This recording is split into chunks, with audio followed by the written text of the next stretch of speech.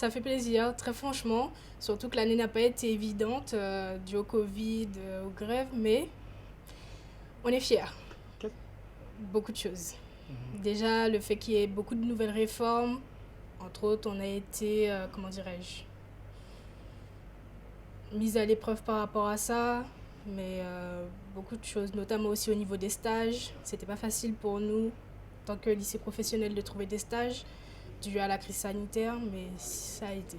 Surtout que c'était pas évident pour moi parce que j'ai perdu des proches. Ils étaient là pour me soutenir, pour m'encourager. Ils ont toujours été là et je sais qu'ils sont toujours là. J'ai prévu de passer un BTS, voire plusieurs. J'ai prévu d'essayer d'aller maximum, de ne pas m'arrêter là parce que malheureusement, de nos jours, un bac, ce n'est plus comme avant. Il faut continuer. Et tu comptes rester en Guadeloupe? Bien sûr. Pour l'instant, oui. Je ne suis pas encore prête à partir. J'ai déjà vécu trop longtemps en France. Pour l'instant, tant que je peux rester en Guadeloupe, j'y reste. De ne pas se décourager. L'essentiel, c'est d'aller plus loin. Même si elle n'a pas eu son bac, il ou elle n'a pas eu son bac, d'essayer d'obtenir autre chose pour avoir le métier qu'elle veut, ce qu'elle veut faire. Certes, le bac, c'est une étape assez importante, mais maintenant, on a des possibilités. Le monde a été créé pour qu'on ait des possibilités d'aller plus loin maintenant. Donc j'espère qu'elle m'entendra, elle m'entendra et essaiera d'aller au maximum, de faire le maximum, pardon.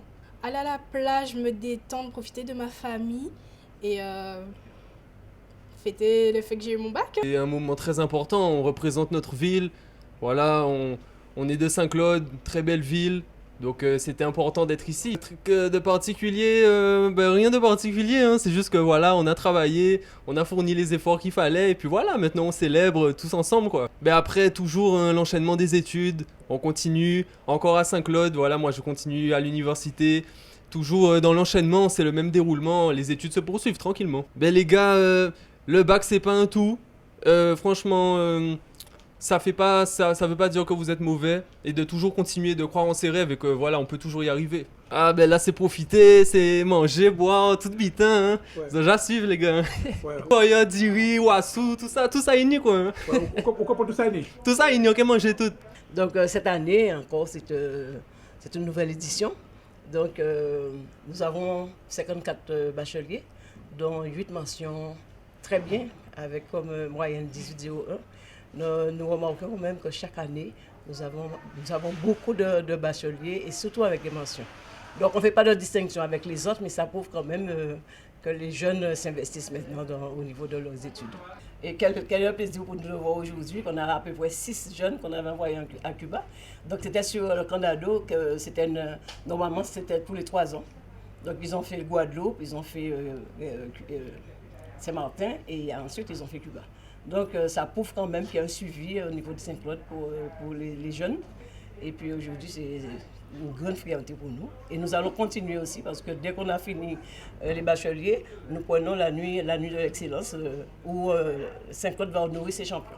Oui, au quotidien, surtout au niveau de CCAS, on ne faut pas oublier quand même que nous avons les 2 étudiants. Quand un étudiant a un problème, que ce soit un Saint-Claudien qui est en métropole, et le Saint-Claudien fait appel à nous, donc on les aide parce que surtout au niveau des loyers impayés, donc Saint-Claude est là pour aider les étudiants.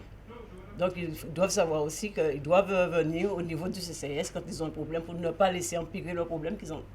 Non, il ne faut pas attendre. Dès le premier mois impayé, l'étudiant vient et puis on peut régler ce problème-là. Mais il ne faut pas attendre qu'ils ont 6 mois, 7 mois, puisque normalement, nous avons un règlement intérieur qui nous donne un nombre de mois pour qu'on puisse les aider.